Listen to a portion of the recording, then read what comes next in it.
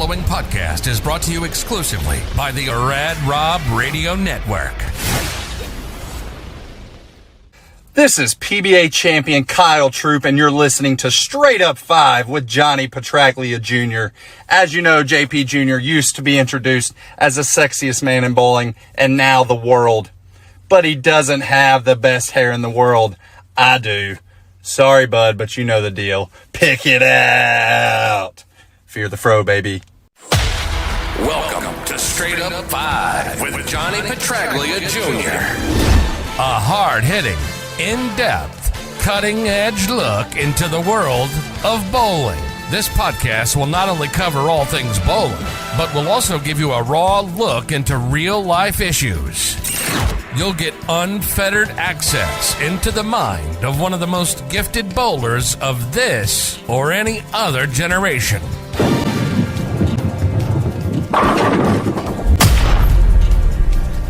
So without further ado, let's introduce you to the hosts of the show.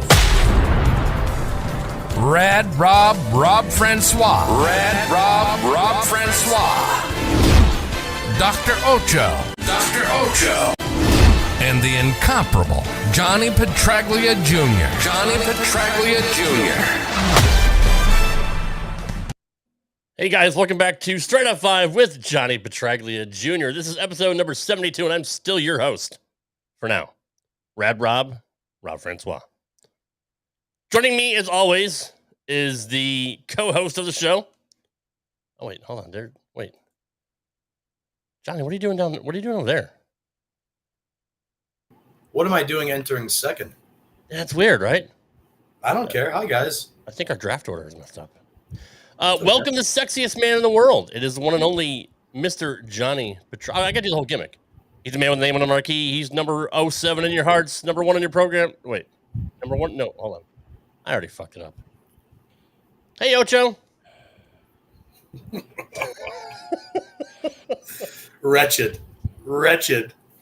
Hello, Dave. Oh, go to the chat.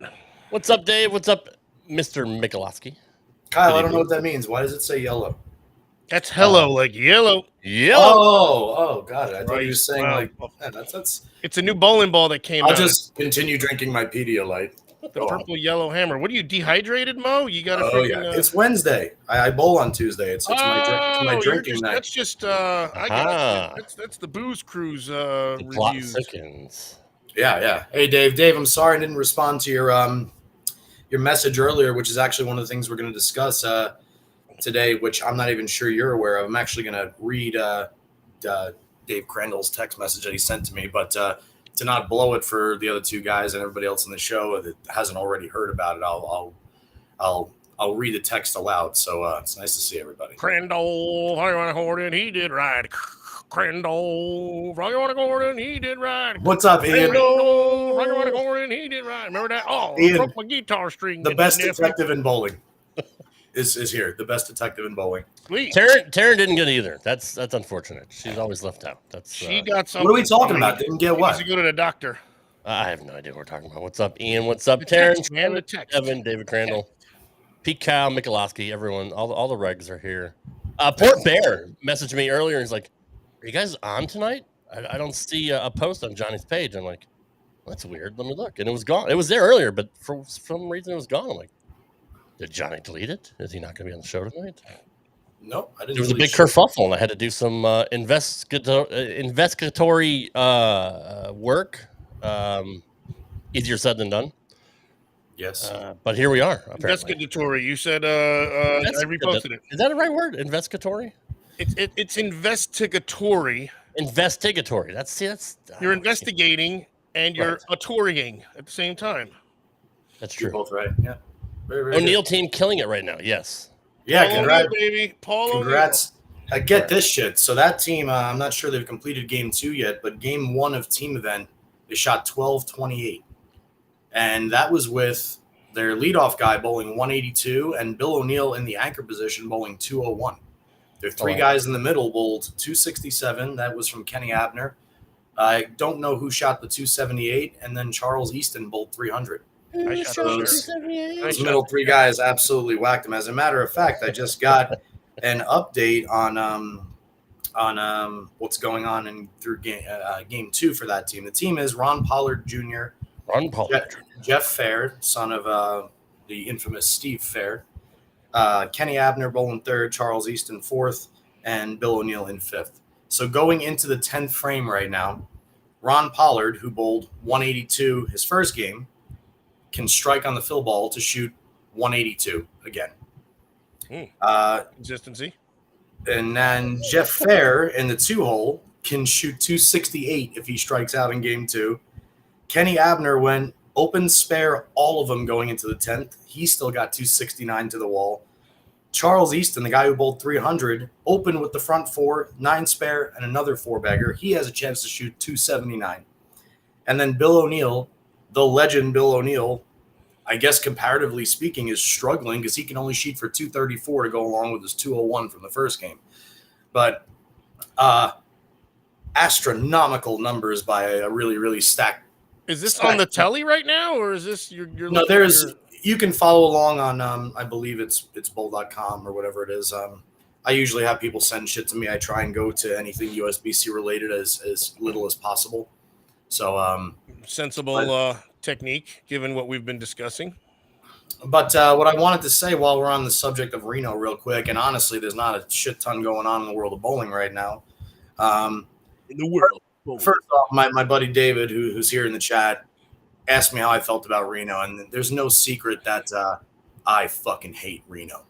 Like, happy birthday, Nicole. Happy birthday, Nicole. Happy birthday. I'm telling you guys, like, I truly hate the whole place or just the bowling alley? Like, I thought Like the whole city. Everything. Does the Everything. bowling alley at least give it anything, or like it shouldn't even be there then? Not to me. I got you. There is nowhere to go. There's nothing to do. It's a beautiful place, but I'm a little spoiled because from the time I was a baby, I've been bowling in the most prestigious bowling alleys. I went from places like Carolier to now living in Vegas, and every single bowling alley out here is a cathedral. But I thought that so Kingpin's full of shit then, and we should do that one day. We are going to one day. But so I tell David, I express in one of my Drunken Tuesdays, I say, I just really, really let it go. Like, I fucking hate Reno. And so I got a message from him today that says, "You are so right about Reno. The town is a complete shithole. The power went out today for a little more than an hour all around the city of Reno. We walked into the stadium this morning. There was no power. The lanes suck. Yeah, I mean, I think the lanes always suck at USB-C, but honestly, I just think that I suck. But anyway, they were on the doubles and singles squad with EJ Tackett, who apparently only bowled 537 in doubles, which is shocking, especially after reading those other numbers by that team that we just heard. But it went on to say that EJ is a class act, got his autograph while he was bowling the Bowler's Journal, and he was still bowling terribly there. But bowlers were bowling when the power went out, and they got free entries for next year's doubles and singles. And then from there on, the tournament had to be delayed for, I believe, an hour or so. So the following squads were all kind of knocked down or moved to do an hour later. But that's kind of what's been going on in Reno. Not much is changing. There's still going to be some teams that are whacking them out there, and Reno still sucks. So fortunately, we're not going to blame the USB-C on the power outage as much as I would like to. Could be their fault. It could be their fault. It would be awesome if it was, but no. Anyway. I mean, they fuck with the lane conditions at the Queen, so, I mean, who knows? Maybe they fuck with the power here. Yeah, it could certainly be. I'm a survivalist, so I would have had my headlamp, and I would have had maybe a magnesium bar and a ferro rod. I would have got a little fire going just to make sure, everything was good. We could see. I'd be bowling great, but that's me. That's a given. Oh, all right. Like Val said, the air conditioner didn't work after that, and it was like a sweat box, which, I mean, to him, that's normal, but, Oh, wait, really? I didn't know about that. Yeah, because think about that too. He posted it today on his page. You got a lot of not a lot. Some are kind of out of shape people when they get there, and they already emanate a fair amount of mitochondria heat. So when you combine that, extrapolate that amongst how many lanes are there? 100? 70. I want to say maybe 74. I knew it started with an S. That's close. Samsonite. Can we get to Jeff Skier's question here? Yeah, absolutely. Who wants to read it? Let's go there. I'll read it. Okay, you read it, Johnny. No, go ahead, Rob. You go right ahead. Fine. I'll read it. Question for you guys. I've been on my soapbox about every time Simo makes a show, how they mention he is Hall of Fame eligible, while his stats are worthy. I'm sick of hearing it. To me, it waters down the Hall. I believe there are others who don't have 10 titles or 2 majors that should be considered. What about guys like Bob Learn, who holds a few titles and the 4-game scoring record after his performance in Erie? Thoughts on mentioning Hall of Fame eligibility on every show? Before you do that, also let's reiterate the stats or the Hall of Fame. Are these legit Hall of Fame numbers you need? Like 3,000 hits in baseball are kind of like benchmarks, but there's guys with 2,842 hits that I think got in the Hall of Fame based on their. You know what I'm saying? Like, is it a standard? Whoever has this and this gets in. Isn't baseball like There was all. ish? Sorry. I'm sorry, isn't baseball like ish? Like It's supposed to be, but it's also. But I think bowling is pretty strict on their requirements, right, Johnny? Not necessarily. It used to be. It used to be that 10 titles basically guaranteed that you were going to get into the Hall of Fame, and I don't ever really recall it being 10 titles and two of them being majors. But I know that the staple was always if you reached 10, you were basically a shoo-in for the PBA Hall of Fame. Okay. And I agree with Jeff here because it's bothering me that it's always like the first thing that they want to discuss. Like Anthony Simonson is going to be in the Hall of Fame. He's in his mid-20s and he's got 5 majors. Gives a fuck if he wins 10 titles or if he only wins those 5 majors. Right. If Anthony that's only still had a major dent in PBA legacy already. Exactly. But like if Anthony went out and he only had 5 titles and they were 5 majors, and then he decided to stop bowling the tour. Here's a great example for you, Jeff. Look at Brooks Koepka from the PGA Tour. Barely wins on regular, but he's got what 4 majors already? 5 majors. Here's a perfect person to use as an example here. I'm going to give you a bowler that, in my eyes, is 100% a Hall of Famer, but based off eligibility requirements, if they really are truly requirements now that you have to have 10 titles, here's a bowler who decided to leave the tour before he was 40 years old. While he was out on tour, he won 2 major titles, one at Sunset Station and one at South Point. I remember him like it was yesterday. One was the World Championship, and I believe one at the Sunset Station that one year. I don't know if I want to say it was Steve Hoskins. the Masters. No. But he's another prime example. But who I'm talking about is Mike Fagan. Oh, shit. He don't bowl anymore? No, Mike Fagan stopped bowling, I don't know, 7 or 8 years ago. And Fagan probably won 7 or 8 titles, and 2 of them were majors.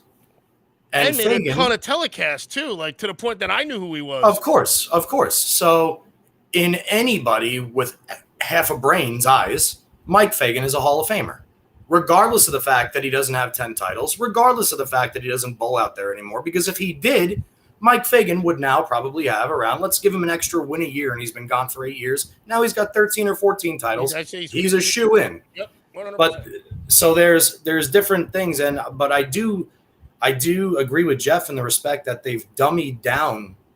Like they talk about Hall of Fame left. Like, why don't you guys talk about something else?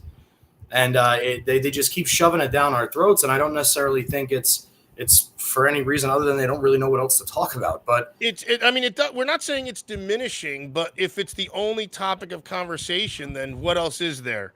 You know what? And the Hall of Fame is supposed to be such a prestigious thing that it should be a rarity rather than a commonality. I think Absolutely. Is what maybe we're trying to get at. No, I agree because you have like 10 or 15 current players that are probably could be in it in the next year or two. It's. I don't want to say that the bar is too low, but I mean tons. That's where I was going, Rob. Go ahead. I mean, you look at baseball, basketball, football, hockey. I mean, fuck, it takes a lot to get in the Hall of Fame, and there's a lot of good players that are not in. If you really wanted to go nuts with it, you could say that the eligibility requirements should be 20 or more titles. Right. And then the people that are on the fence at that point is people like my dad.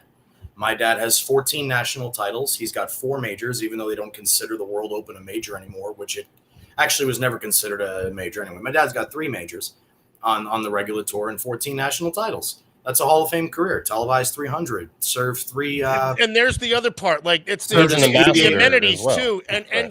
the only guy to win a tournament in freaking 6 decades. You know what I'm saying? Like 7. he's got things. Jesus Christ, 7 What's up, Gretzky? decades. People don't even live that long. Holy shit. Yeah, exactly. So I mean, like that's where it should be such a unique thing and a rarity, not like, okay, you guys got 10 titles, great. Right. And how many people are in? Do we know this or A Good lot. point by Mr. Capagna. And I think so. I'm totally 100%. Tony's 100% right. And I know we get it 100% that right. people bowl for, or at least when they're done with their PBA. You know, if then they get to the senior gimmick, then okay. But like, look, any other sport, they're retired for 5 years. So when you guys were talking about this, it's funny, when they talk about Ben Roethlisberger and they'd say future Hall of Famer, and there's a reason why. The guy played 18 years for one team. He's got fifth passing yards of all time, something like that. Former 10th rapist. in touchdowns. You know what I mean? Like, so there's clearly, and he's a 2-time winner beyond the stats. So, but it wasn't like that was the only thing they talked about anytime we talked about him too. So there's Ben it should should get be- in, man. Anyway, in my of course, opinion. no, of course he's going to. Ben's not going to knock it in, but it's And Eli Manning shouldn't get in because he had 2 Super Bowl I don't championships. think you don't think Eli Manning should get in? No. Well, that's because he beat your team twice, but that's Yeah, not but the look at point. his stats. He's mediocre. That's the problem. I don't even like the stats, and that's the I don't know, man. That's Well, I mean, look at baseball. It's a fucking popularity contest. Well, and that's here's what the kind of Stephanie might be alluding to is bowling a popularity contest because it's and who votes on it? Johnny. I'm sorry, what are you talking about? How many people are in, and who votes on it? Or is it just like because I don't know they how make the many. stats? I don't know how many people are in. I believe the players vote. I don't know that, but to answer Steph's question, this is going back to 2008. The requirements for Hall of Fame eligibility are, Settle down, Giants fans. according to 2008, win a minimum of 10 PBA Tour titles or win a minimum of 5 PBA Tour titles, including 2 majors, and have been a PBA member for at least 20 years. So, But to me, with equipment nowadays, Johnny, no offense, but it's a lot easier to win titles now than it used to be. Is it easier, or is it? it's I that's don't think it's why easier. what makes you say that? How would it be easier? Because of the technology that they have now. Yeah, but the bowlers are also making the ball do this shit too. I can grab a ball that they got and it don't do what they make it do. That's the other thing. With these patterns they're bowling on, I think what it is the talent pool is kind of watered down. Where there's only, I almost feel like there was a lot more people could win 20 years ago than can now, and it's not a knock on people. It's the top guys are the top guys. Either they've separated themselves via talent or equipment or something. But go ahead. This is a great thing that we're Segue? talking about. It's good. Oh. Yeah, because this, for instance, I'll give you a prime example. I agree with what Ocho. The talent pool is smaller in this respect. Like if you go back and watch the LPBT before it was the PWBA, there was on average, 70 to 90 entries per event. And you can go turn on any PW or LPBT telecast from, say, 1985 to 2000. And you're going to see the same 12 to 15 ladies on virtually every single show. You'll see Leanne Barrett, who's now Leanne Hulsenberg. Tish You'll see Johnson, I think, Wendy was one of McPherson, them, right? Tish Johnson, Dee Dee Davidson, Marianne I know DeRucco, that? Kelly Kulick. You see the same women on every show because the talent separation from the greatest female bowlers on the planet The to top the 20 good were ones. that good, and it's not the even bottom close. 50 were different. Yeah, they were great, Exactly. but they weren't Right. top talent. But Liz Johnson is going to be on almost every show. Wendy, the other names we just mentioned. And what always happened on the ladies tour, it was just simply because there were smaller squads and the talent was so dominant on the top for the ladies. It's happened. Lisa Wagner, there's another good one. There's another one. Like throughout the years of the PBA Tour, you would always see guys like Norm Duke and Walter Ray, Parker, Brian Voss, Amleto. Those guys would be on multiple shows a year, but you would also see a ton of other players make TV. You would see guys like Ken McNeely or Billy Myers Jr. or Bob Belmont, or I'm just Chris picking out names of guys that don't make, there you go, exactly. Nice. Yeah. And what's happened now is with whatever they're doing with the lane conditioning and whatever, there is a specific way that bowling works on the PBA Tour right now. And if you have it on the tour, you're never going to finish lower than 20th unless you just step on your own dick. I mean, there's the same guys are at the top every single week. Like, for instance, we had Jacob Buttriff on here a few weeks ago. Jacob Buttriff is a sensational bowler. I don't necessarily believe Jacob Buttriff is 10 times better than Ryan Simonelli or Jesper Svensson or Brandon Runk. But Jacob, between his mental ability, his trick at the bottom, and the fact that his game plays into what he gets to bowl on every week, makes him 10 times better than all those other guys. The same exact thing is happening. It's a little bit trickier when we bring up guys like EJ Simo and Belmo, just simply because they're the best bowlers in the world. But if you take away those guys, there's the other guys that are always knocking on the door, are always kind of the same guys. You see the Chris Prathers, you see the Kyle Troops, you see guys like the same exact. It's that star-studded field has shrunk and is more comparative to the 90s and 2000s of the PWBA. Whereas when you look at there's another one, Sperone, Michelle Feldman. She was on every show. And now the same thing happens on the ladies tour, but on a totally different level. There are so many talented ladies on the tour now that you don't see the same thing. You do see some. You will see Shannon Pluhowski almost every week. You'll see Danielle McEwen. You'll see Verity. You'll see Daria. You'll see Jordan Richard. But there's other women that come out like Corrine Acuff and the other girl that I really liked on the show that was on the Queens last year, Carlene Beyer. There's tons and tons of talent on the ladies tour where a lot of different people can make the show, whereas 30 years ago, you knew exactly who was going to be on the show, or at least who was going to be comprising the top 10. It was very, very rare to see a newbie just come out there and, cut their shit. And like, here we are. And that separation at the top level and on the men's tour is a little bit more comparable to the ladies tour of 20, 25 years ago. So how about Oach with that? Hell yeah, man. Way to set it up for him. Hang on. Steph says when they did a 17-person ladder a while back there was only like one new face. Exactly. Like, for instance, the guy who's made a splash on the PBA Tour, which you just don't see that often, is Kevin McCune. Kevin McCune has slid right into PBA's elite. But other than him, I can't really think of anybody that's knocking on the door with those other guys. Dan Benovitz says, can you put that over here? Because I have a prompt on my computer telling me I have a low-power charger connected and I can't see it. I think it's also the fact that the bowling alleys are more consistent. You're not going from wood to synthetic along with different types of oil. Also with multiple tournaments in the same place because the same guys to make shows. I do agree with that they've gone away from wood and they're predominantly bowling on either an SPL surface or a pro lane.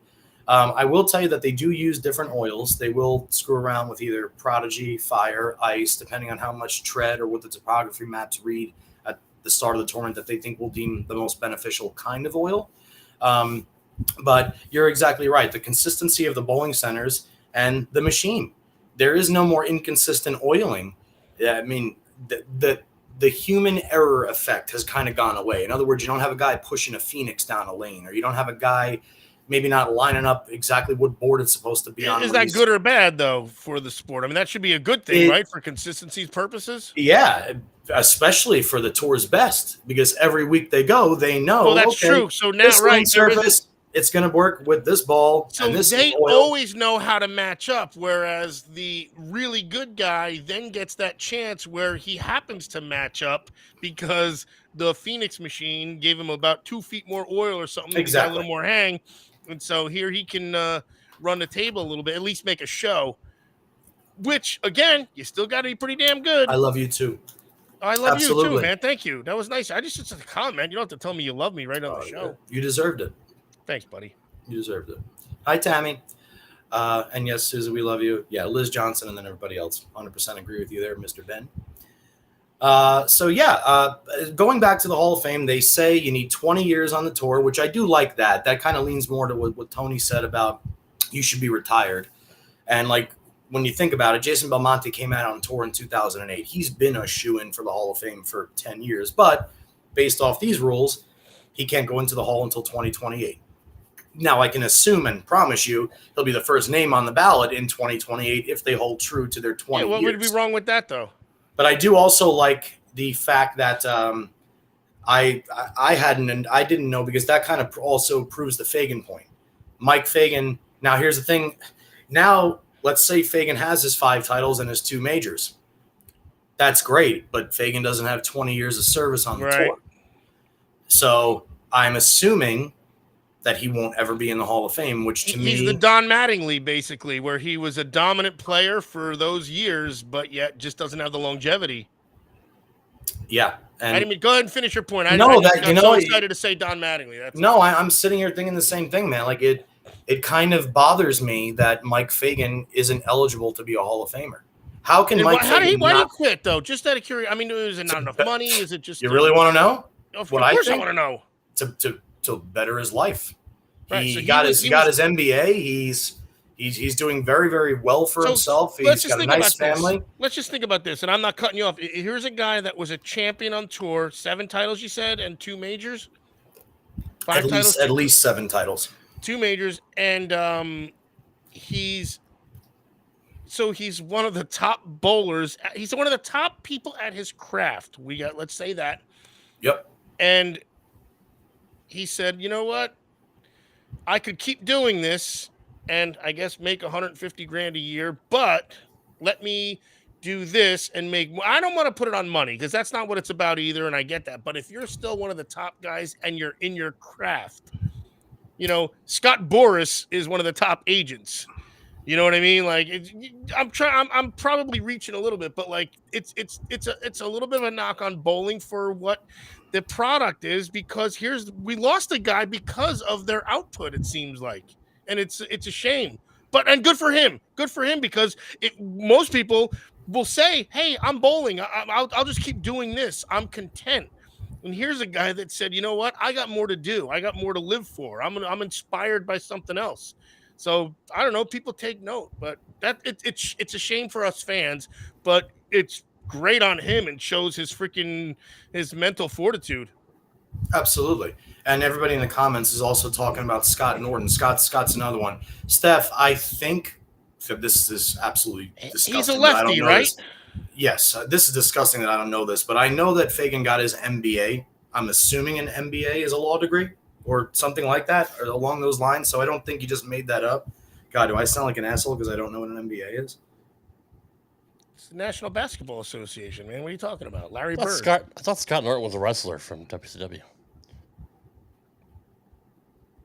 That's John Nord the Barbarian, I think. No, you remember Scott Norton. Scott Flash Norton. There was a Scott Flash Norton from World Class. Flash fucking Gordon.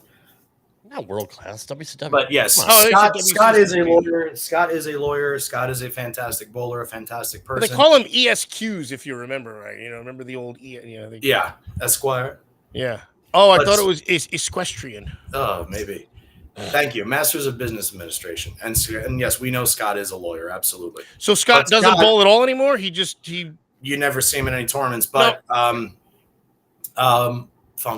Oh, I'm all over the place, too. Yeah, shut up for a minute. Shut up. You know my brain. I can't handle it.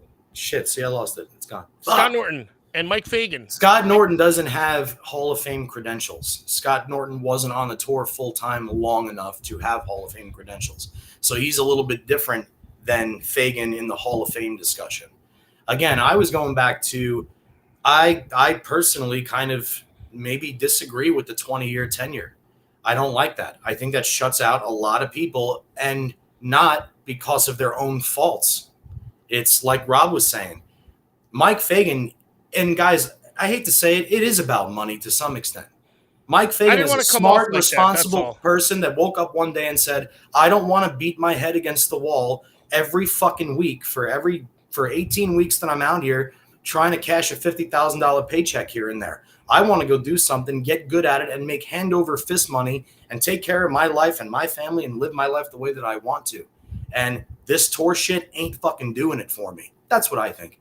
Money is always a driving factor in anything that anybody does. Nobody goes and does something and commits to something if there's not some goal at the end of the That's rainbow. why people relocate. That's why people take a new position and move their family. So Exactly. I didn't want to come off as making because we know the tour, the prize fund, and all that. And I don't want to beat the dead horse like they beat the Simo Hall of Fame dead horse. That's all. No, But also the risk he's taking is, will he make it too? And I guess he's doing it.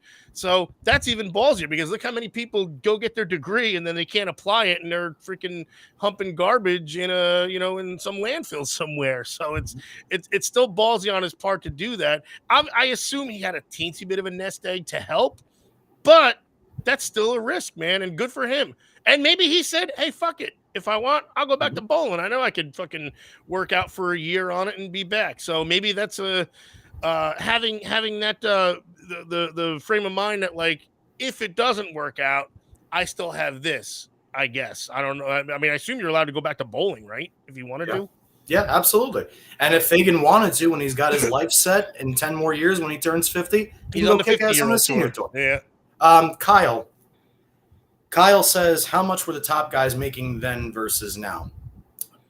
Here's the problem, Kyle, and I'll give you some numbers. We witnessed Kyle Troup have the highest single season earnings season ever, where he made $500,000 a couple of years ago, right?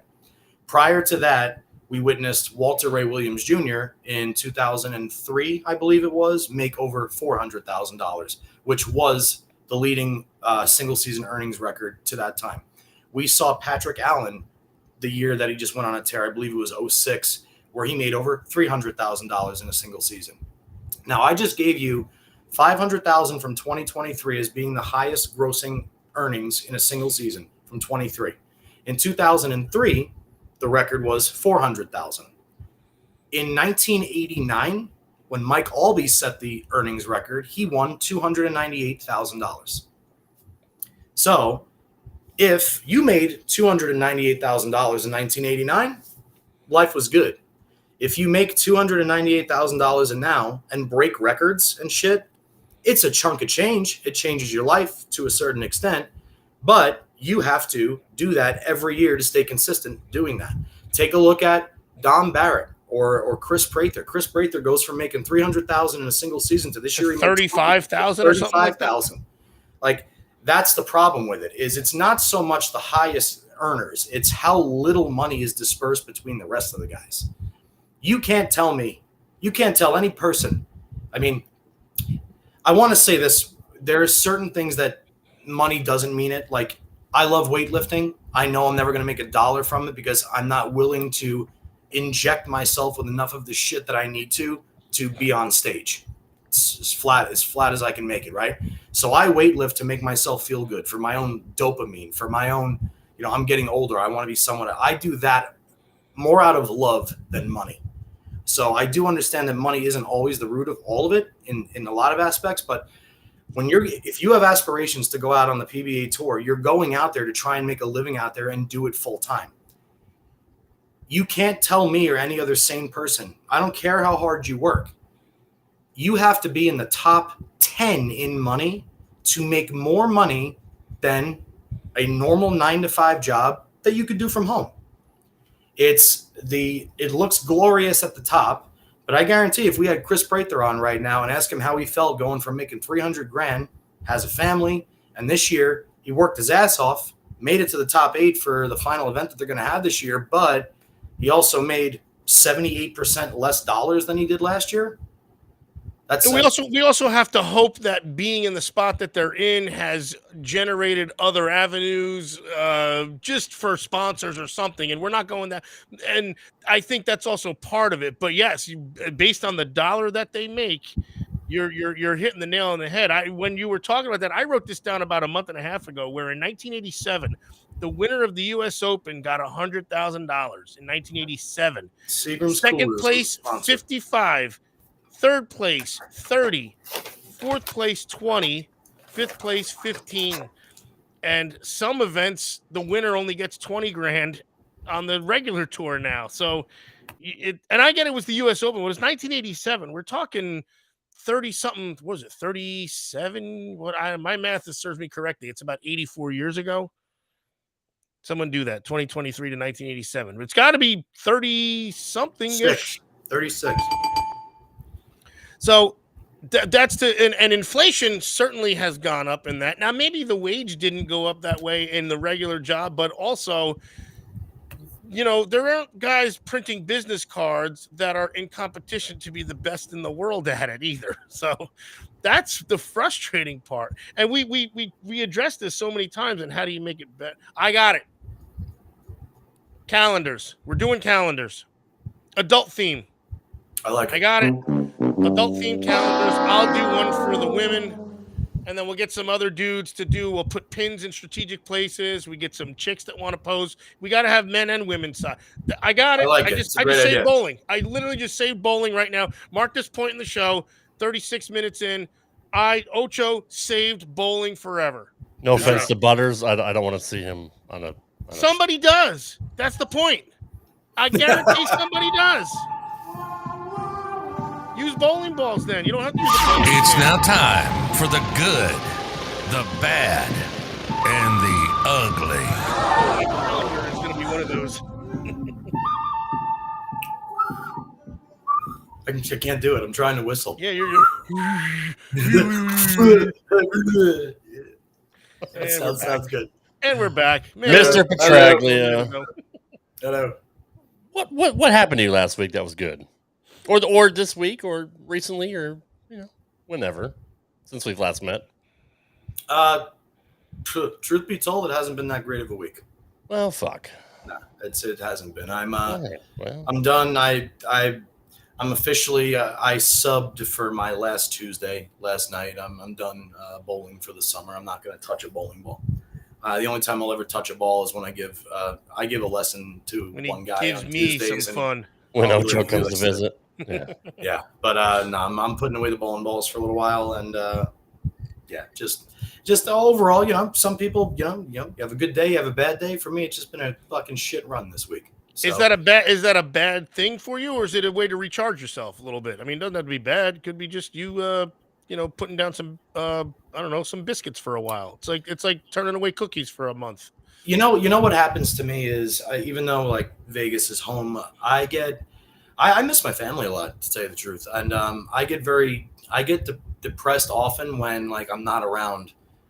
My mom, my dad, my sister, her husband, and like Which reminds you of bowling too, I guess, right? Because Yeah. that's kind of how the whole. Yeah, kind of. So, but when I know I'm going through a stint where I'm not going to be able to get home for a while, I miss my mom and dad's 50th anniversary party. That really, really fucking bothered me. It's still Oh. bothering me. And I couldn't get there, and I have to continue working, and I can't miss work to fly home when I feel like it, at least not at this point in my life. But when I go through little spurts like that, and then basically all it means is just a little bit more weightlifting and a little bit more like just go be by myself, and rather than trying to make it happen with other people. So that's overall. I mean, everybody goes through. Nobody wants to hear my shit, but yeah, I get a little homesick It's once in a while. unfettered, man. It's No, of course That's we why do. Dude, no, this show is a therapy session for everybody. I mean, including ourselves. Sometimes we've gone through a lot of shows where we just talked about life issues and stuff. So I mean, it makes perfect sense too. I mean, especially like given events like that, and it's of no fault. This is reality. This is the reality of somebody putting their own life together. So, and here you are taking advantage of it by getting more reps in, hitting more who knows if you're doing cardio? I know you're doing Pedialyte right now, so but like at least you're channeling it. Yeah. Some people sit in a dark room for 2 months and then wonder where the last 2 months went. You obviously what day it is, what time it is. So sure. You know what's crazy about it, Oach, and like I've always talked about this in the past. My love-hate relationship with bowling, but the truth of the matter is like I've said a million times, and I'll say it a million times again. My entire life is because of bowling. Every relationship I have that means anything to me has come from bowling or being in a bowling alley. So this is probably my good for the week. So like oftentimes what will happen is I revisit not even just the bowling, but being around the people in the bowling centers. I got to meet people from all walks of life from just being in a bowling center. And out here, that doesn't exist. The sense of family, friendship, commitment and loyalty to going out and like doing things together, like with friends and family, does not exist out here. There are too many underlying factors of Vegas, which like people, I'll give you a prime example. My friends in St. Louis, Shay, Tim, they're a family. There's 30 of them. They do everything together. My friends in the Poconos, Stephanie, Eric, there's 30 of them. They do everything together. When I go home to New Jersey, 30 people do everything together. Out here, everybody does what they want to, when they want to, how they want to. There is no family, no friendship, no, oh, let's get together for Sunday brunch, or let's go watch a game together, or let's go bowl a local tournament. And because of that, I can't even walk into a bowling alley and practice like I used to, where I would go practice in a bowling alley in New Jersey. I didn't even have to bring a phone with me because I knew I would see at least 10 to 12 people throughout the 3 or 4 hours I was there. And at some point, we would all wind up doing something together. That's always the way it worked. And out here, if I'm not working and I'm not bowling in league and I'm not going to the gym, the rest of my time out here is avoiding slot machines and alcohol.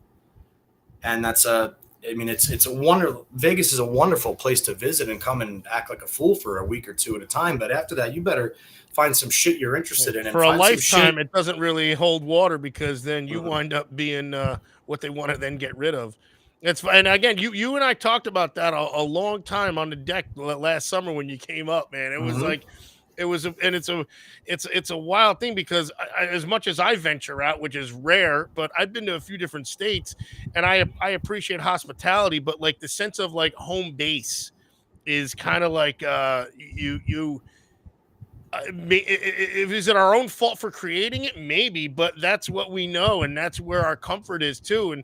And it there's no social awkwardness. It just ain't the same. Exactly. You can the atmosphere, and you can read it too. That's the damnedest thing, is you can flat out read it the second you're around it, almost like an innate response. And it was a fun conversation we had about that, and it was a long conversation. It was just it made so much sense. But like, and I'm sure everybody has that, but how they relate it and what their home base is their own story, and it's your story, but it's so true for so many others. That's the wild thing. Like, it holds true so often. I have to say hi to Justine real quick. This chat is full of bleachers today, so I hope you're doing well, young lady. I haven't seen you in God almost a decade, and love and miss you. But back to what you were saying, Och. What's the other part of this good for me is, honestly, my job. We have a Las Vegas office, we have a Boston office, and we have a New Jersey office. And I've considered asking if I could work from the New Jersey office for a few months. Like, go there already with my job, spend some time with my parents who are getting older. My sister's addition on her house, she's getting an addition put on her house that starts June 5th. Maybe they could use some help with that. Like, I've strongly considered coming back to Jersey for 3 or 4 months and working from there, and splitting the time between, my mom and dad's and my sisters. And there, I could bowl 5 nights a week if I wanted to, with people I want to bowl with 5 nights a week. So it's definitely becoming more and more of a thought in my head. But now you're splitting time also with your other life, you know what I mean? Which is your life of your relationship. And that's where and look, it can work. No one said it can't. Well, I'm sure this happens to a lot of people that are my age. I mean, I'm 38 years old. I'm not married, and I don't have any children. So my entire life is kind of like in that spot right now where it's right in front of you. It's still right in front of you. And now so now where am I going to go? The things I do love about being out here is everybody visits here. But the problem is, it's like, I'll give you a prime example because you guys are from back home too. I love New York City, but I never, ever, ever want to go there. Like, when I lived in New Jersey, I never, ever want to go to New York City. I'm 20 miles from it, and I don't go there. Right. And when you live in Vegas, you never, ever want to go to the Strip. Anybody that lives in Vegas will tell you they never go to the Strip. And if they do, it is a fucking rare thing. So when all of my friends come in, they're here from Tuesday to Friday, and they're like, we're going to get fucked up at Mandalay Bay, or we're going to do this at MGM. I'm like, hi, guys, I work. And I would rather go to South Point and get my drinks for free than pay $17 for a Bud Light at MGM. So it's a lot of pros and cons. I mean, obviously I would miss the weather out here and, the no humidity and sun's always shining. You could golf the There's entire no season. bugs. There's no freaking bugs. No Leave bugs. doors open. They leave doors open. There's no screens on the windows. That threw me off, man. Yeah, you don't have to worry about anything like that out here. You don't have to worry about rain. You don't have to worry about snow. You don't Just have to worry scorpions. about just those. That's about it. And black widows. But other than that, but yeah, I'm officially at that part, which can kind of be a mixture of good, bad, and ugly. And I haven't quite decided exactly where I'm going to land yet. Well, Rob already checked out. He's been looking at his phone for the last hour and a half, so don't worry. about it. Work stuff. Sorry. Yeah, see? It never ends. Good host. Good host. Good host. All right, Ocho just decided to leave. So My that's boss fine. literally doesn't care that I'm doing podcasts right now. He wants me to fucking do work. So it is what it is. Ocho, you got anything good that happened this past week? I have nothing to share now. Not after that freaking rendition, man. Fuck. It's pretty hard to I was follow. gonna be like, I uncovered the pool. Cool. See you later. Well, You know for what? I mean, that's a good I thing. would give anything to have that kind of a thought process as opposed to mine. Yeah, I Well, uncovered the pool today. It was a great day. It's part of my bad too because I had 6 people here supposedly to help me, and everybody fucking watched me do it. I'm sorry. And I'm like, well, this is fun. Yeah, hey, need a hand? Yeah, I do. Oh, no one's getting up? Cool. I got it. This ain't heavy. Oh, you're strong. Yeah. No, I'm not. I haven't worked out in a fucking year and a half. I still look it, Karen, but no, I haven't. Oh, fantastic. Anyways, no, that was now I got to work on it though. So I got to get the pool clean and that kind of stuff and do my Ochi floating around and watching the telly and Jeff, tell staying in the Jaden, closet.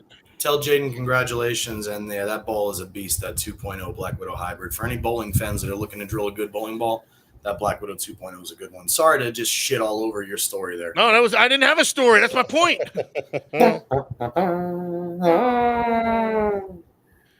We don't need a freaking roadcaster or a host. My good. Oh, you're John going. Sparode said you were looking at the Chick-fil-A menu. Is that what you were doing? Popeyes. bro. Either one. That's great. He's probably got screenshots of all of them I do. on his actually. favorites. No, I do. I do actually. That's terrible. My birthday weekend this past weekend was Yes. fantastic. I did say it to you on your birthday, but happy belated birthday here. That on our reminded live me to say it. production. Thank you. Yes, you, sir. I thank appreciate you that. very, very much, sir. Thank you for that so much, sir. Went to the Beach Boys with the Nashville Symphony on Friday night, which is fantastic. Very nice. Got to see the last 2 surviving members. Well, Brian Wilson survived, but he's not in the band anymore. But Bruce Johnson and Mike Love are still touring in the band. And my dad brought me up on that music, so it was really cool Did they to see. sing Kokomo? They did. Yeah, it's my daughter's favorite song, actually. She was singing it, too. Johnny's so. also. Yes. It's a great Yes, it is. song. Yes, it's a Great, fantastic great song. Saturday went to Chattanooga, and It was went also to, Don Johnson's favorite song. Damn right. That's true. And John Stamos. Saturday went to Chattanooga. He was in the video. Of course, he loves the song. Anyway, watched the Celtics win a nail biter Saturday night. Too bad they sucked on Monday night. But I mean, that was a cool birthday gift to see that last second shot with 0.2 Larry seconds Bird left. coming through in the clutch again. Sunday we went to a children's science museum in Chattanooga, which was really cool. My daughter had a fantastic time. You probably learned a lot. I did, actually. I did. I learned learned about how much Eli Whitney walking and the 3 cotton miles gin. sucks. Oh. But, yeah, I also, real If it quick, was walking from Panda Express, would it suck as bad? such a dick. I wanted to tell you, obviously you guys have heard that that Vegas is acquiring the Oakland Athletics, right? Is that going through officially? Because Yeah, I is that know real? like they're Is that talking. real? Yeah, they've already got schematics of where the stadium's going to go. It's center field is going to be looking right at the MGM Grand. Are they they're not using the same one as the Raiders, huh? No. That's what Now, they used now to you do. got the Fortress, Allegiant Stadium, and the new Oakland A's Stadium all right there in that circle. So as if traffic wasn't bad enough on the strip, it's going to get way worse. Now, well, actually, that brings me to the point I brought this up. So today the A's were playing the Braves. So I decided, you know what? If we're going to get this team here, let's see how they're doing. Because I really haven't been following a lot of baseball. Oh, they're the this year. worst team in the league. They're literally the worst. They team in the league. won the last 2 games. They won the I first 2 games of this series to get their record to 12-45. 12 and they were 40. Dude, huge the underdogs, attendance, too. you know when they say today's attendance and they'll put like 26,000? It wasn't in the hundreds or something like that. It was below 3,000. It was below 3,000. And I'm looking at this. I'm like, look at this fucking. I've never seen a baseball stadium so empty. And what's crazy about it is they're 12 and 45, and 5 of those victories are walk-offs in the bottom of the ninth.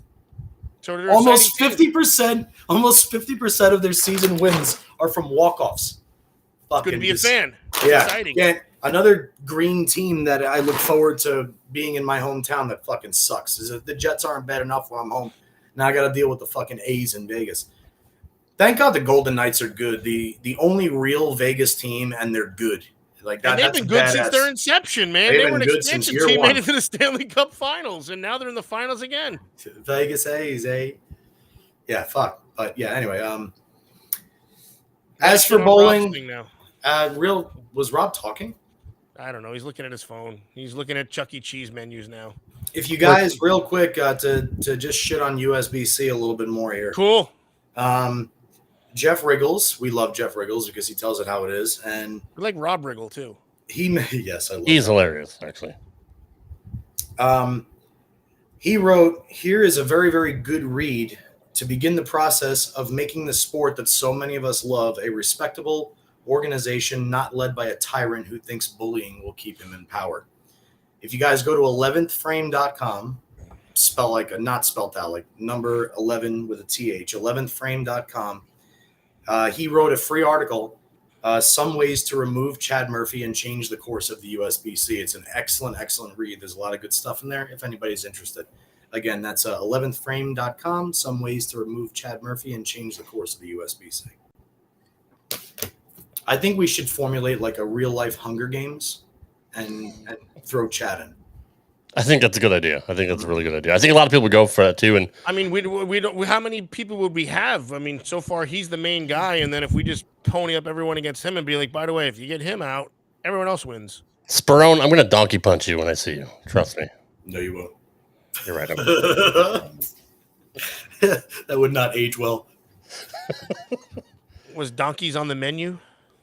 Ocho, what are you doing? Why do we keep seeing your Yeah, fan what every are Don't you worry doing? about it. I got minutes? shit to do too, pal. I got ideas, man. I'm writing them down. Okay, that's fair. I Ocho is also very do- skittish about people watching him notate. So he's a personal thing. Fucking Sperone, I swear to God. Anyway, anything bad? No, you fucking covered it. I don't want to get more depressed already. So we already No, covered your no, shit, I Johnny. like No, I let's said, get no, more I'm not. depressed. I'm not. Yeah. I'm not depressed. I was just. I was talking real there. So, no, Just I. busting your balls.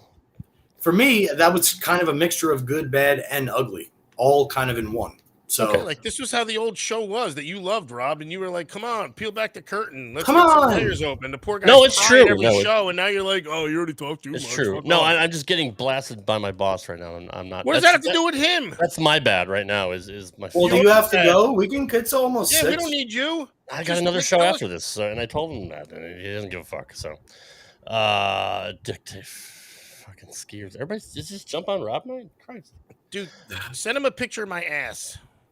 And there's a website. everyone's seen it. No, I know. He hasn't seen it yet. OchoDas.com. Get it from Taryn. She has it. What doesn't Taryn have? It's so fun talking to a black screen. Is that racist? Probably it's going to be herpes soon. That's There's a the black other- screen behind you. If you want to move, I can talk to that, Johnny. I got a black screen behind me too. That's what I just said. I just like seeing Ocho. I just don't know why he's not here. I like It's seeing him fine. too. Leave it. It's fine. It's my Busy bad. dictating, obviously. At least set up the fake Ocho. Remember that show where he set up fake Ocho and started talking to us from the other room? Fucking scared the shit out of me. I'm like, what is going on? Oh, I fucking love that. That was the greatest thing ever, dude. You're like, who is that? Yeah, And I who can was hear that? you freaking yahoos on the other side. I'm like, oh my god, they can hear me. Rob, I think it may be time for our imbecile. Okay. All right. Is it? Or- Well, I mean, We're actually way ahead of schedule, so this is good. I think we should do it. we're not done with the segment yet. So I'm Oh, yeah. shit, my bad. Everybody's Keep going. depressed? What are you talking about? No, you already said did your you bad. said you're too depressed. You're on the phone with your boss. The Popeyes menu is already pissed off at you. You drooled all over it. Your phone has to be put in rice now because of all the drool you freaking poured on it. Yeah. All right. Taryn's upset that I gave her herpes, and like now we got this whole freaking kerfuffle going on. It's That doesn't definitely make a sense. it's definitely a kerfuffle. Ocho, you got anything bad? I gave a chick herpes. Like, yeah, it's pretty bad. It's true. Oh, and they watched me uncover the pool by myself. The fucking lazy fucks. Wouldn't that be your ugly though? It's all the same shit. Much like Earl Anthony's fucking bowling swing. Oh, God.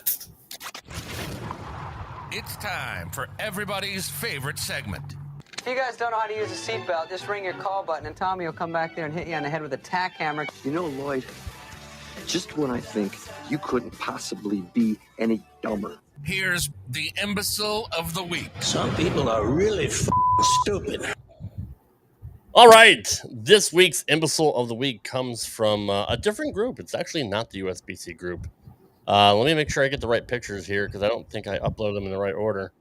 No, it's not Kimberly Presser. Hang on. Sorry. Great picture. You like that, right? I Good had for to her. put it back in there. The Bowling Science Forum. All right. So let me get this. Now they're making it a freaking class in school or something? Yes, it is. It's Bowling Science. Jesus. Which, I built a car for the science fair one year. Johnny would get an A+. He'd be all honors if there was a bowling science class. What if there was a Popeyes menu class? What You're would a you get, Rob? Let's dick. think You're about that. Such a dick. Straight A's, buddy. And there's JP. He can see this. He can see he can see it this week. That's pretty funny. That's fucking hilarious. This is great. Oh. The host of the show. And you'll see his right eyeball any second. And his middle finger. I hate Go ahead, covering Rob, his host the face. It's anyway. Here, Johnny, is that better? No, I love it. Oh, hi. Hi, You want me to Johnny. read this or you want to read this? I don't give a fuck. I'll read it. It's fine. No, you read the last one. I'll read this All right, one. okay, you read it. Now that you can see it, that's fine. Yeah, I'll start with Jen, and then you can feed into the imbecile because Jen Bishop is not the imbecile of the week. No, she is not. This Let's is make that not. clear. This Right, is actually right. a really, really nice thing that she wrote. So Jen Bishop writes, interchangeable thumb update. So I got a lot of great thumb feedback a month or so ago, and I went to my coach and said I wanted them. One pro shop by my house does turbo, and my coach's does vice. Once again, he talked me out of them. A week goes by, and I realize a Jopo rep had reached out to me and offered to send me a sample to check him out. I said, okay. Took it to my coach to show him. He was interested. He ordered a starter kit for the shop and just installed mine for me this past Friday. It is amazing. You literally can't even tell it's interchangeable. It fits so tight and flush, it's like a regular thumb hole. As per usual for my princess thumb, it needs a tiny little tweak on it to get it perfect. But once it's there, we'll be having my other balls drilled for IT. Coach likes them so much better than Vice, and now East Tennessee finally has an option for Jopo. So thank you, Facebook Universe, for getting me here. Clearly a bowler who has never used these interchangeable thumbs. Very, very happy with the product. Interchangeable thumbs change the lives of tons and tons and tons of fucking bowlers, man. They are one of the greatest inventions of our time. Fine. This one's a little bit late to the party since ITs have been out for over a decade, but Jopo hasn't been. Jopo's only been out for maybe a year. So very similar install to, say, a turbo.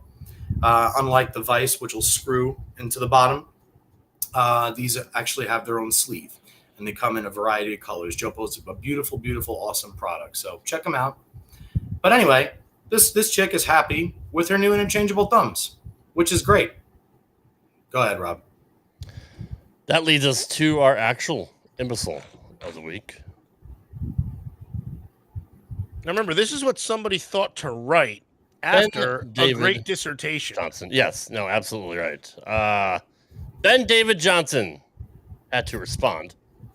I still don't see the point to them. If the them is drilled right, I'll read it the way he wrote it because he's an idiot. If the them is drilled right, and your release is the same, exclamation point, not comma or ... you should not need to change your thumb. So obviously he doesn't English very well either. So Jeff Shadbolt responded, a lot of people's thumbs fluctuate in size. Interchangeables are much easier in these situations. I also don't think people are going to always tape the same ball, from ball to ball and get the slug cut, from ball to ball. I'm talking about extreme small differences, but to each their own. To which Ben said, I know the purpose. I have tape. So Jeff responded back. He says, facepalm emoji. Did you read the entire post? I said they aren't taping them exactly the same. Plus, you only do it one. Moving next picture. Oh fuck! I didn't. Oh, it was there. It was on the group chat. Was it in the group chat? Shoot, I'm not looking it up. Screw Either you. way, Ben responded to Jeff. That's why I said it. My thumb is drilled to fit. I'd rather be able to use slide or small amount of tape. Costs less, won't break, and you don't need to carry extra. What Jeff said. Apparently, you must be the best bowler on here. You seem to know it all. That's where it starts going good. Yes. So Jeff also said, I tried to tell you that most people's thumbs actually fluctuate in size. Ben said, mine did. Then I got the hole drilled properly. He's like, mine did, damn it. Then I got the hole drilled properly. Now there's no need. There's no read for it to change size. So he's saying the hole being drilled is why his thumb won't change size anymore, even though this is okay. And he just said that his thumb fluctuated, yes. So he went and he had the thumb altered. Re-drilled, yes. So what he's saying is, when I'm in a bowling tournament somewhere and my thumb does fluctuate, even though it doesn't, I'm just going to tell everybody to hold on, and I'm going to go get my thumb re-drilled in the pro shop. Let me re-drill it. And God forbid the pro shop is closed. I have my own drill kit in my car, so I'll go drill it out my fucking We have self. till the fourth frame, don't we? Yes, absolutely right. Melvin Harrell chimed in and said, so that's 2 out of 20,000 plus bowlers that don't have minor thumb fluctuations while they bowl. The math puts you as the extreme minority. Ben said, I feel lucky. So I finally had to chime in and say, heat and cold and weight loss or gain make your thumb fluctuate. It has nothing to do with how the ball is drilled. This has to be the dumbest answer I've ever heard. That's a great comment from Rob Francois. Oh! Francois? I like that guy. Guy, I mean, first off, this is so idiotic that we're even discussing it. Well, that's the point. If I go to the bowling alley and I have my regular thumb hole drilled into my bowling ball, and if I bowl 6 games a week, I bowl Tuesday and Thursday. If I go on Tuesday and for breakfast I eat pancakes and for lunch I eat steak and rice, and then I drink a protein shake and a handful of peanut butter M&Ms, and when I get to the bowling alley I drink nothing but water. My thumb is going to be a different size than if I were to eat a bag of salted pretzels followed by 25 tequila shots. You beat me to it. I was going to say. If I go bowling in New Jersey or Florida, where the humidity is way higher than Vegas, my thumb's going to be twice the size it is now, and it's going to be tender from all the calluses. If my thumb is resting, if I'm tying my shoe and a bowling ball rolls off the fucking table and lands on my thumb's going to swell up. The idiocy that's being portrayed by this guy is second to none. I mean, basically he's sitting there, he's saying there's no need for them, but my thumb does fluctuate, so I drill my thumb hole to fit it. So, okay, Ben, so your thumb fluctuated only one time in your life, and it's never fluctuated another ounce since then. He got it drilled. Now they fixed it. Yeah. So in other words, all you really have to do is go in there and say, okay, well, if I think it's going to fluctuate this much ever again, why don't I make a second thumb hole? Because I can't re-drill it the same way it's already been re-drilled. He's such a fucking moron, dude. Fucking people are stupid. Fucking stupid. Now we're just fed up. I like it. Because even the problem is you think rationally. And when somebody who thinks rationally and explains it rationally to somebody who doesn't get it, it's very frustrating. Right. It's like explaining that 2 + 2 is 4, and they're like, but I don't get it. And not to mention, come on, man. Not to mention, this kid, Jen, is happy. She's making a happy post because she's excited about something. Yep. Yeah, and exactly right.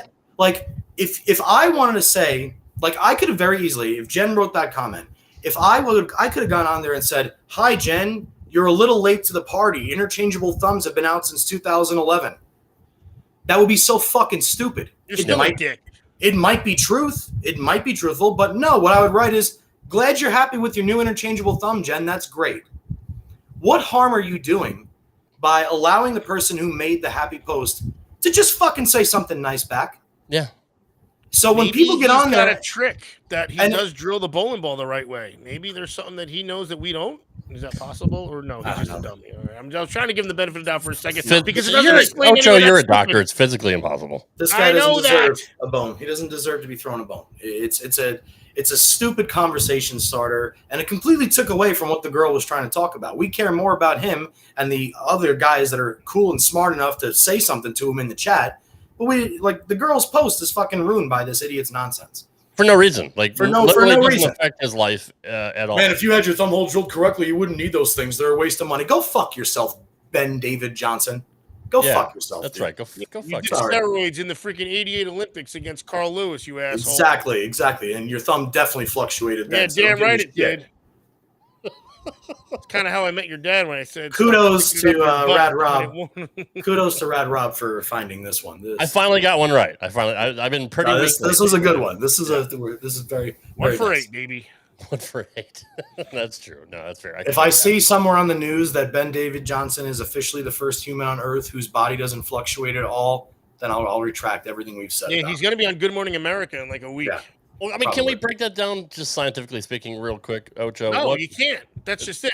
You can't. There's no anomalies. No, because there's always factors of anything. Salt intake. There's again humidity, cold, warmth.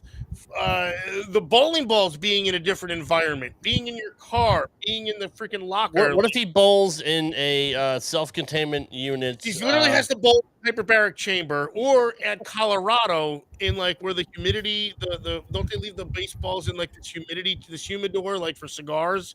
Yeah. So that's what he needs to bowl in, where everything is the same, and he can't eat or drink anything at the time. That's fair. Yeah, put on true. Sorry to cut you off, but we have another I was done. visitor. Oh, good. We have another new visitor and a good friend of mine, Rob Fusek. Put his comment up here. Let's see what this says. Absolutely. Let's see what we got here. What up, JP? Miss you, man. I miss you too, Rob. I hope all is well. Your family's fucking beautiful, dude, and kudos to you. Hope to see you soon. Been working hard at the Bone Training Facility for the regional season and then next year tour season. Yeah, Rob, I'm definitely pulling for you, man. It's been a pleasure watching you the few times that I did this year out at some major events. I saw you at Carolier, and that was great. It's nice. It's nice to see that you're working at the bone facility. When I come home, whether it's for a few months or not, sometimes I part-time work over there with the Russos. So we'll certainly at least catch up when I come back home, and I'll come bowl with you a little bit. So great to see you, and thanks for stopping by the show. So that's good shit. That is good shit. Anything else, Johnny, before we wrap it up here? Anything else coming up that's exciting and new or eventful in your life? Rochelle's birthday is in 5 days. Well, there you go. That's it. So happy 30th to Rochelle. She'll get my present. I know. So that's exciting. that's what I'm looking forward to. Is it's her birthday. So we'll make a nice day out of that. And fortunately, I work from home, so even though I'm working, I'll be able to be home and spend the day with her. So that's other than that, badass.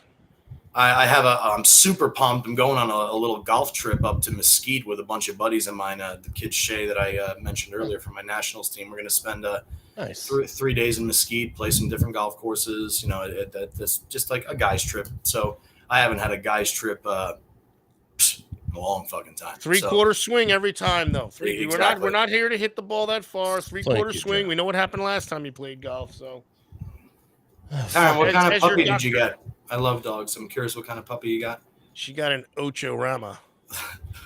Rob, are you shaking your head because Rob's curious if there's chicken crumbs in your beard? Fucking Spro, I swear to God. You started it by telling us you're ugly one day about the not having the sauce or whatever it was. You brought this upon yourself. That's fair. No, this would be like me, like I'm always bitching about myself and my choices in life. I mean, I bring it upon myself. Chihuahua puppy. Oh, those are they're nasty little fucks, man. They bite your ankles and whatnot, but they're fun. You see, that's a Ben David Johnson comment. That would be like if Taryn posted, "I got a new puppy." You're like, "Oh, those little things are fucking bastards." Dude, I'm in her closet. The thing bit me like 45 fucking times already. How do you think she got the damn herpes? You can't be hoppy. You can't be happy for Taryn, right? You gotta. What is that? Ruin her Coke. Oh, it looked like you were holding like a Dos Equis. Dos Equis. You actually split up the word. I prefer Dos Equis. O'Neill's team shot 35-78. Is that a lot? Well, 1,200 by 3 is 3,600, and 1,200 by 5 guys for one game is 240 a man. Don't say 5 guys. Now Rob's gonna want burgers. What up, JJ? Fuck. Holy shit! No, actually, that's what I thought. I was like, man, What's I up, haven't had 5 JJ? guys burgers in a while. Wow, massive. That was on my own, and I score. deflected. So, let me. Dude, I'll give you an idea of how much this is. How many games was it? This is 3 games in team, 5 guys. Oh, okay. So 3,000 is even. So that's So they went 200. plus 578. That's almost 240 a guy. Oh, that's pretty damn good. They were trying to figure out if these guys could make it to 3,400. They made it to 3,578. Dave Crandall, if you have their final sets, I would love to know what they are. If you can throw them in or let us know what the 5 guys shot. I want to go in here. I was just going to do it. Why do you keep on doing? Why do you keep saying that? What's with that I want to voice? go in here. It's Tom and Jerry. Everybody knows that. Oh, I thought you were making like I was saying David's name weird. No. It was Crambone. It was an old Tom and Jerry bit where Jerry's nephew, Jerry's uncle came in and he's playing this little guitar. He's like, "Oh, what the playing horn and he did ride." Crambone. It just makes me want to do this for no reason. That's pretty much what that's the dance, man. Is it? Oh, it works then. It works then. All right. Is that it, guys? Are we done? Are we done for the night? Yeah, I think so. Any more fat jokes in the chat? I'm not fat. I have a big bone. Ocho's gonna pull it up. What does your hat say, Rob? Hattie B's hot chicken. Oh, it's a chicken hat. Froggy went a courting, he did ride Crambo. I was just gonna say Deliverance also. A revolver by his side, Crambo. Okay, I got the update. That's that hard part again. You know, I guess I do it to myself. I'm actually wearing a chicken hat. I got the update from from both David Crandall and Eric Hodorowski. Rambo! Leave it to me to bring the intellectual part to the show. Ocho and I are old enough to remember that. That's pretty sad. I'm old enough to recite it. Good, let's get the update. Ron, you fuckface. I swear to God, I'm going to get him. I'm going to get him.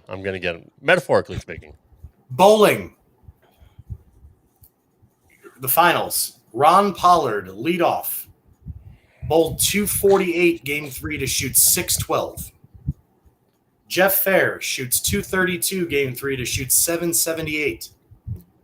Kenny Abner opens in the 10th frame to shoot 208, shoots 723. Charles Easton, 206 with the 300 the first game, 773. Oh, so they sandbagged. And Bill O'Neill shot 268 his last game to get to 692. That is, I don't see anybody beating that. So none of them bowled that good the last game, is what you're saying too. That's the other. Bill O'Neill shot 268 the last game. Okay, all right, one guy. All right. Ron Pollard had a 240. Jeff Fair had they all bowled deuces, but yeah, are they bowling on a pattern? That's the other thing I don't know. Like this is the USBC Nationals pattern, and the same thing happens. Oh, this is the tournament. The thing that I went out to a couple. Yeah. Oh shit. And the same thing happens every year. Is as the months go on and people have a little bit more knowledge of the pattern and they see what's going on. That by the time June rolls around, June and July, the scores are just astronomical. People got it figured out, and the lanes have kind of molded to the people that are there previously, and that they ride the wave the right way.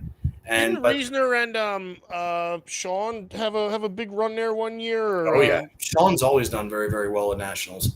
I don't remember much about Reisner. I was a little bit too young. I think they bowled together one time, and I think they had the doubles lead for a while. I don't think they. I mean, it was just fun to see local yokels doing it. But Sean was going out back there 10 years or something too. Sean was out there this year the same time we were. He bowled They bowled their team event the same day that we bowled our doubles and singles. Yeah, well, I don't expect Sean to not bowl good. That's the other thing. No, he never ever doesn't. Puts a dime at any point, and he's like see through. He is so skinny. And he's literally looked like he's 40. He's been... Dude, he looked like he's 40 when he was 24, and he looks like he's 40. What I'm trying to say is Sean has been 40 years old for 35 years. For 40 years. Like, every time I see him, every time I've ever seen Sean, he looks exactly the same. He just used to have a goatee 20 years ago. That was the only difference. But, like, his features, everything, there's not a Even damn the way he wrinkle on throws the guy. ball is exactly the same. 100%. 100%. Crazy. Well, Ocho, you look the same now. You're damn right I do. You're another one that hard like, work I you do. look the same You way. haven't changed? Moisturizer. Every week you don't change. It's moisturizer and Popeyes. So you're on something, Rob. You just hung All right. like, All right, let's get out of here, man. All Come right. on. Parents waiting. Good show. Good show, guys. That wraps up for another edition of Straight Up 5 with Johnny Petraglia Jr. We will see you next What's my week. Twitter? Nobody cares. Nobody, I The care, TRO2. nobody tweets anymore. Yeah, well, that's because you guys fucking don't pump it up. Elon man. You Musk gotta get fucked on it there. all up. All the liberals are pissed off now. It just Stop making it about left and right shit. See how you fuck up everything? This Hey, isn't about life left and is right. about left and right, brother. No, life is about right and wrong. Where do I come in then? Doesn't matter. You'll Right down figure the it middle. out. Right down the middle. Okay. 5 guys at once. Thank you guys for showing up tonight. Thank you very much, as always, for showing up tonight. We'll see you next week. Good night, guys. In the closet.